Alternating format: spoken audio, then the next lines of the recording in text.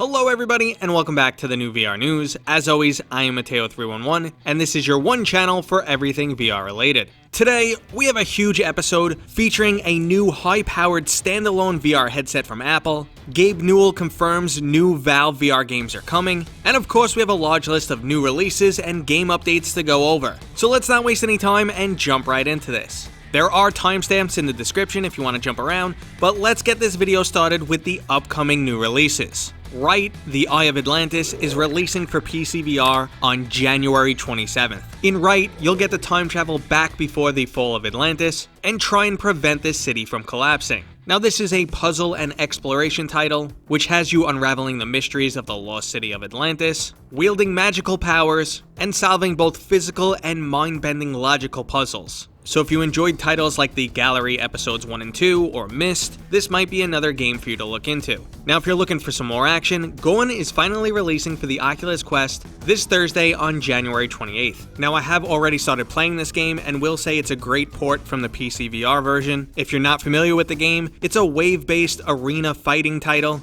It's ridiculously gory, doesn't take itself too seriously, and overall it's just a lot of fun. I'm sure the Quest community is going to enjoy this game, just like they'll enjoy the next title, which is another port from PC VR, and that's Yupitergrad. Yupitergrad is a humorous grappling hook swing through a defunct Russian space station. You get a little taste of what it's like to be Spider-Man or Tarzan swinging through some vines, all while performing some crazy platforming stunts and solving spatial puzzles. The game also features that amazing cel-shaded art style that just lends itself so well to VR games. They've also recently added some challenging time trial levels for some added replayability. So if you've been waiting for this game to come to the Oculus Quest, the wait is almost over, as this will also be available on Thursday, January 28th. Now if you weren't looking to buy any new games and were hoping your existing titles would receive some updates, well then you're in luck. First on our list is Beatsaber, which is finally receiving a 90Hz update for the Oculus Quest 2. So now slicing those flying blocks will be 18Hz smoother. They've also added Oculus Group Launch, so you can directly launch your party into a game of Beatsaber. And finally, we got an update for the multiplayer mode on the PlayStation VR. It's currently just about ready for testing, so PSVR gamers should expect this in the near future. Now another update is coming to the PC VR version of Sairento. The Lunar New Year Sale free content update includes one new map and one new weapon. You can battle across the rain-slicked, neon-lit new rooftop, all while dealing out some ninja justice with your new Apocalypse shotgun. Sairento's this wild cyber ninja style shooting game, and if you've never checked it out, it's worth looking into because there's nothing quite like it. Okay, we also have some smaller updates incoming. The first one is for everyone's favorite VR movie theater, Big Screen, which will be receiving ad-supported free movies. So you'll now be able to sit back and enjoy some movies without having to purchase a ticket. I am 100% on board with this change. No Man's Sky is also receiving some updates for the PlayStation 5. Users should soon see a resolution and performance increase. A render-related crash issue has been fixed. Load times have been improved, and the install size has been optimized. So that's good news for people who are continuing to play this ever-expanding title, or if you've never played it before, and you want to experience one of the largest VR environments there is. No Man's Sky has come a really long way and has a ton of content to experience. Okay, so our last update is for a game I feel like I'm always mentioning, and that's Population 1. Population 1 Season 1 is coming soon, and there's actually an early access sign-up that I will include in the description. Generally, a new season in a Battle Royale title is an introduction to new content. We don't have information if this will be a paid add-on, but it has been confirmed there is a new progression system that works side by side with the current in-game progression. The GIF that the Population 1 development team tweeted out also includes spray tags, and you can clearly see a knife on the items wheel. So we can undoubtedly expect new cosmetics, but will we also be getting melee weapons? I guess we're gonna have to wait and find out. Okay, so before we move into those main topic stories that I know you guys are waiting for, we have to stop to acknowledge that VR is amazing. Did you know that there's a growing community of breakdancers in VRchat? This just once again shows how VR is this amazing transformative technology. Due to that ongoing pandemic, people around the world still can't gather together, but that doesn't stop them from wanting to follow their passion, and VR is making that a possibility.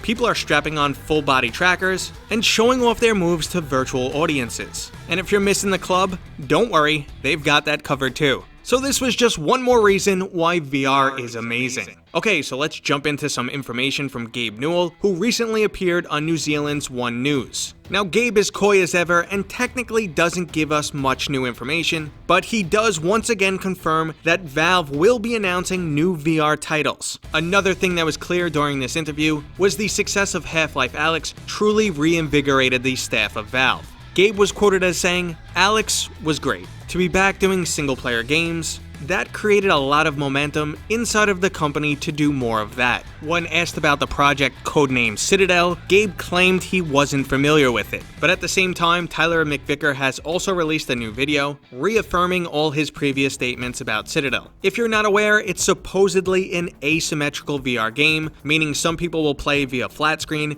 and others will play in VR. It features a grid-like level, and players will have the ability to spawn in characters. Now, Jerry Ellsworth, who used to work for Valve in the AR department, once spoke about a modified version of Left 4 Dead that was made that sounds quite similar. One person would act as the director in a AR version of the game. They were able to spawn in weapons, items, ammo, and everyone else was able to play it in a traditional flat screen manner. Citadel sounds like an evolution of that experiment. Now again, as expected, Gabe didn't give us any clear-cut information, but he did leave us with the impression that we would be getting game announcements in the near future. He also took a minute to explain the massive delays with the Valve Index and why they don't ship to certain countries. So like every other major hardware company out there, their production line was impacted by the global pandemic, and Valve was dependent on items coming out of Wuhan, China. Due to the shortage, other major companies like Microsoft began to buy up the entire supply of components that Valve depended on. So this is the main cause of their production constraint. At the same time, they're unwilling to expand into new countries because they already can't keep up with the existing demand. So who knows, maybe this will force them to make some changes, resulting in an Index 2 coming sooner rather than later.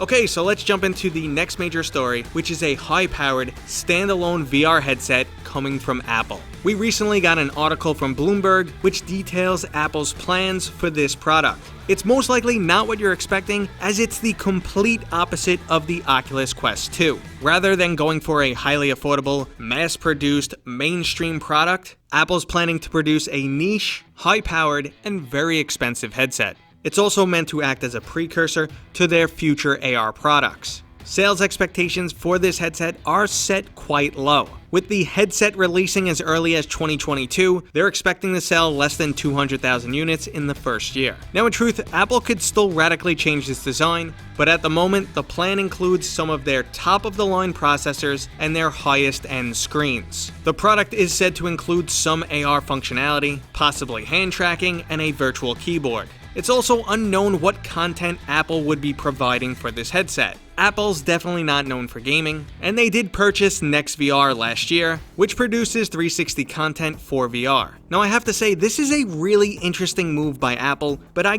don't know what impact it's going to have on the industry. It's possible that Apple just wants to use the most supportive part of their fanbase for beta testing. They will give them this super high-end product that has all the bells and whistles, and based on product usage, they could decide where to scale back for their eventual AR product. But don't get me wrong, I'm really happy to see Facebook get some competition for standalone VR headsets. And it looks like Apple is going to show us how far you can actually push a standalone device. 2022 is a little bit longer than I wanted to wait though. Okay everybody, that was today's new VR news. I hope you enjoyed the video. If you did, don't forget to give it a thumbs up. If you're new here, consider subscribing. And as always, I'll see you guys on next time.